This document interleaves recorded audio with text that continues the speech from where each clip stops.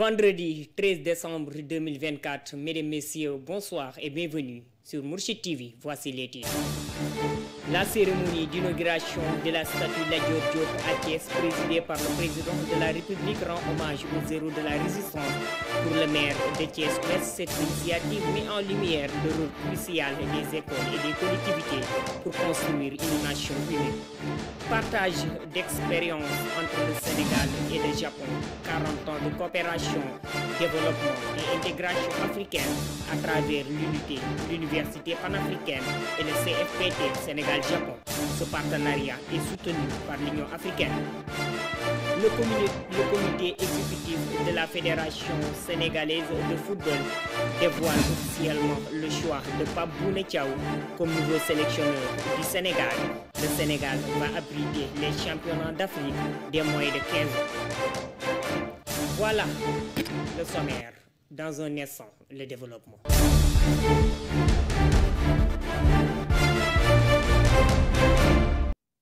Bonsoir.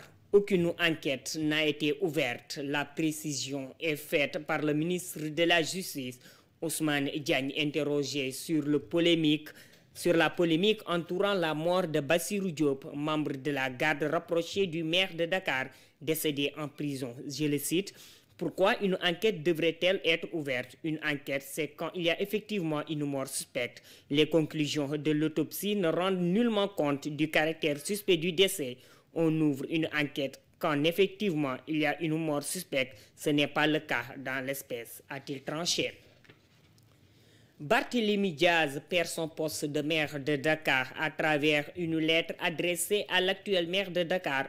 Le préfet de Dakar vient de déclarer Barthélémy Diaz démissionnaire de son mandat de conseiller municipal de la ville de Dakar après avoir été révoqué de son mandat de député à l'Assemblée nationale.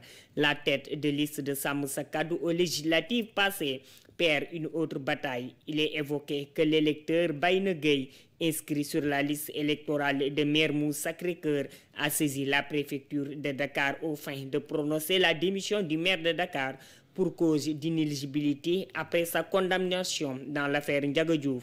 Barthélémy Diaz a été élu maire de Dakar en 2022 sous la bannière de Yewwi Askan Wi, une coalition qu'il partageait avec le Pastef de Ousmane Sonko. Nous y reviendrons dans nos prochaines éditions. Autre aspect de l'actualité à Thiès, Lat Dior Diop ressuscité, une statue du Damel de Kayor, connue pour sa résistance armée menée contre le colon, a été érigée dans la capitale du rail. La cérémonie d'inauguration a lieu à la place Mamadou Dia face à l'auditorium de Thiès. Le maire de la ville de Thiès a salué les efforts des nouvelles autorités pour réhabiliter ces héros. Babacar Diop, que nous écoutons. Le monument que nous inaugurons ce matin est surtout et avant tout un moment de transmission. Le jour est arrivé où le sacrifice du fils de Linguère Ngoné Latyr Fall porte ses fruits. Il réveille en nous la conscience du refus de toute domination, de tout ce qui est arbitraire, de tout ce qui est injuste. Notre peuple se réveille dans la liberté et la souveraineté. Notre devoir est de marcher sous le soleil de la dignité pour sauvegarder notre indépendance, notre république et notre démocratie. Lat Dior Ngoné Latyr Diop, voici ton mémorial, implanté au milieu de la patrie immortelle.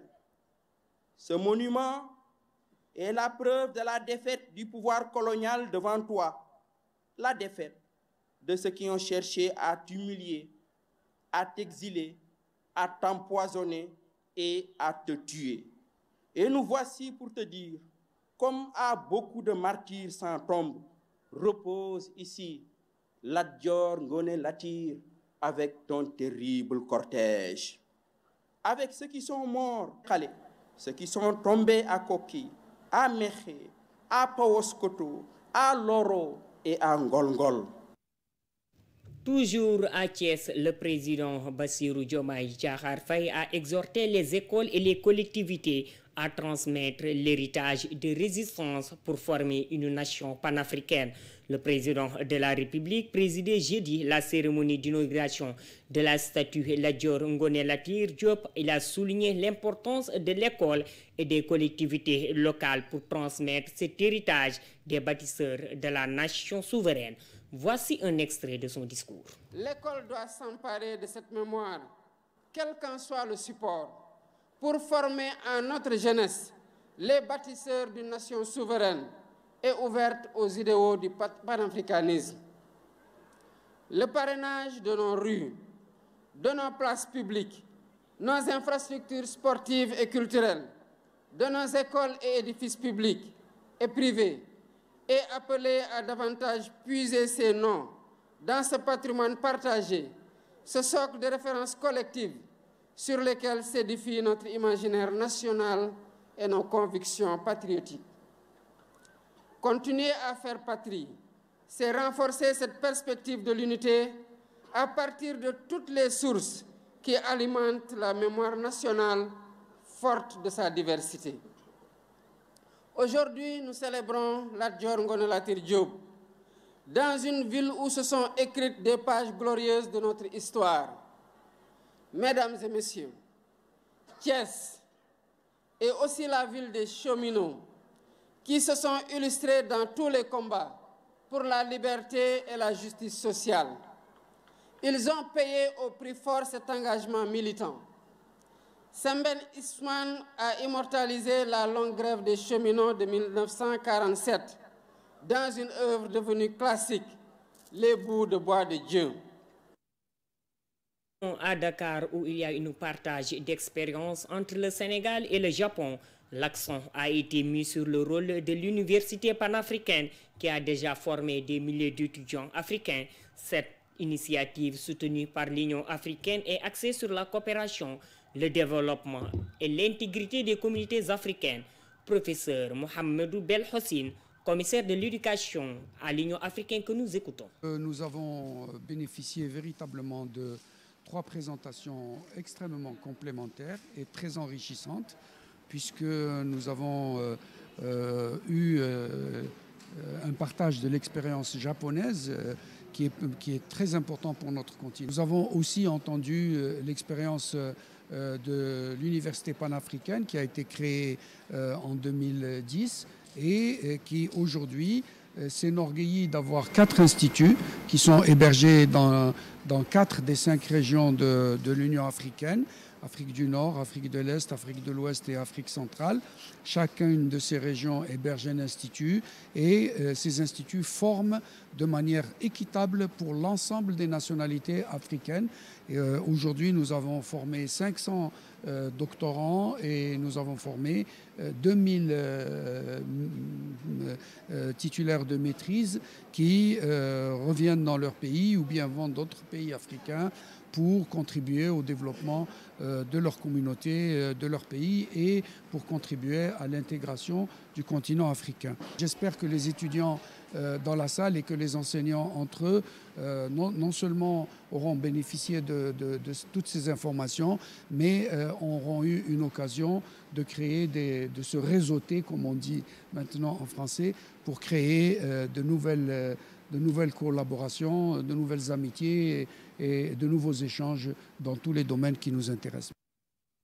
Toujours dans ce sujet, l'Agence japonaise de coopération internationale renforce son partenariat avec l'Union africaine en célébrant les 40 ans du CFPT Sénégal-Japon. La JICA partage l'expérience du développement japonais pour inspirer les pays africains. Suivons les propos de Hiromichi Morishita, représentant de la JICA au Sénégal. Cette conférence montre le fort partenariat avec l'Union africaine et l'université et Sekanta Diop avec la JICA. C'est vrai que jusqu'à aujourd'hui, nous avons concentré surtout sur l'appui à l'enseignement primaire et de moyen. C'est à travers la construction des salles de classe, à travers l'appui à l'enseignement des sciences et des mathématiques au niveau primaire. Mais maintenant, cette année, on a célébré le 40e anniversaire du Centre de formation professionnelle et technique Sénégal-Japon, CFPT, et aussi nous avons travaillé avec l'université Cheikh Anta Diop pour organiser un certain nombre de conférences qui s'appellent JICA Share, consacrant pour partager l'expérience du développement du Japon. Oui, c'est donc, je crois que c'est un exemple de développement parce que le Japon est un des premiers pays hors occidental qui a réussi à se développer dans le monde. Nous avons eu plusieurs expériences pour la réussite et l'échec. C'est donc toutes les expériences peuvent être contribuées au développement des pays africains.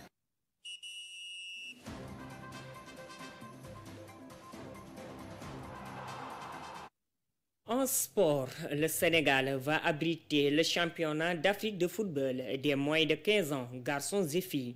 C'est ce qui ressort de la dernière réunion du comité exécutif de la Fédération sénégalaise de football. L'instance de décision de la Fédération sénégalaise de football a aussi évoqué la sortie prochaine du Sénégal pour les éliminatoires au CHAN contre le Libéria.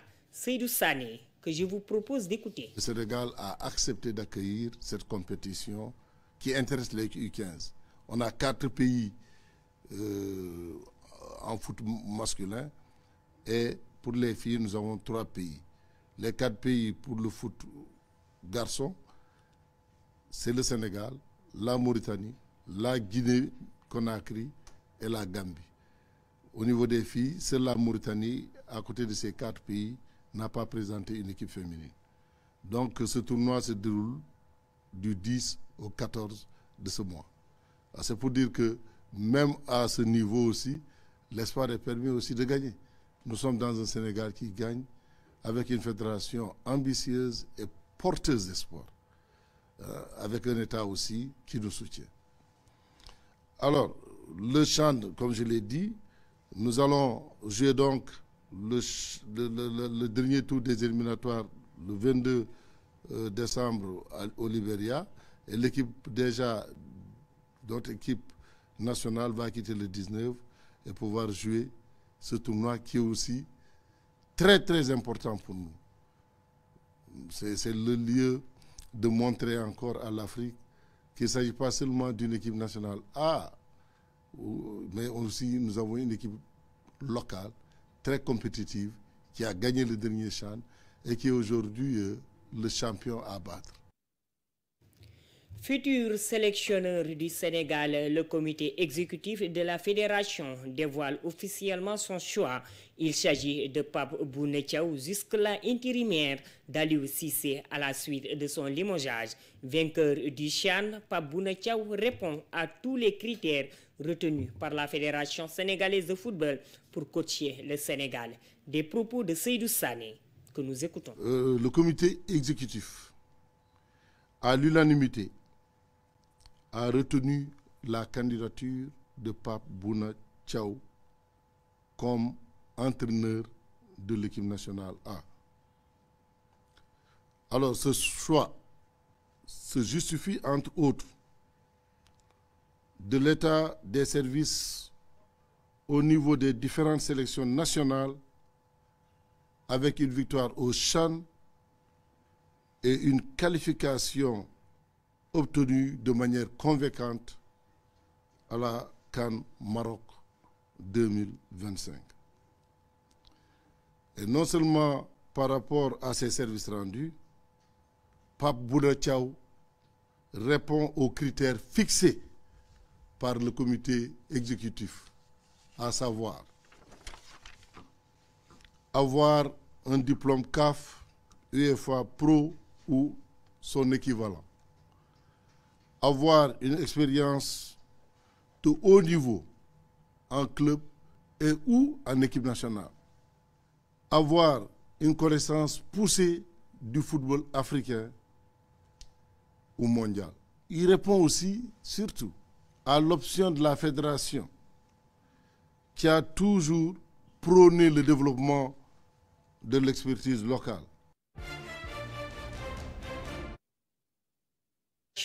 Les autorités du Niger ont suspendu pour 3 mois la radio BBC.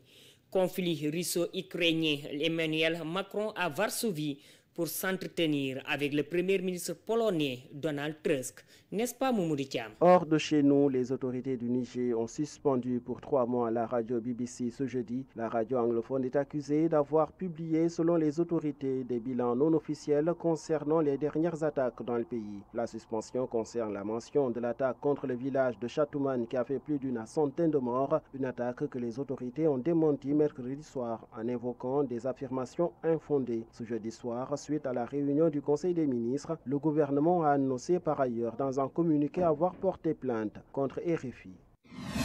Ensuite, après s'être entretenu avec Donald Trump et Volodymyr Zelensky samedi, le président français Emmanuel Macron s'est rendu à Varsovie ce jeudi pour s'entretenir avec le premier ministre polonais Donald Tusk. Au menu des discussions, le soutien européen à l'Ukraine et les options de sortie du conflit. À Varsovie, le président français est également revenu sur le rôle qu'aurait joué la Pologne en tant que présidente de l'Union européenne à partir du 1er janvier prochain. Enfin, la position commune sur le Mercosur a aussi été un sujet abordé puisque les deux pays sont les figures de proue de l'opposition à ce traité qui mettrait en danger à la fois les agriculteurs polonais et français.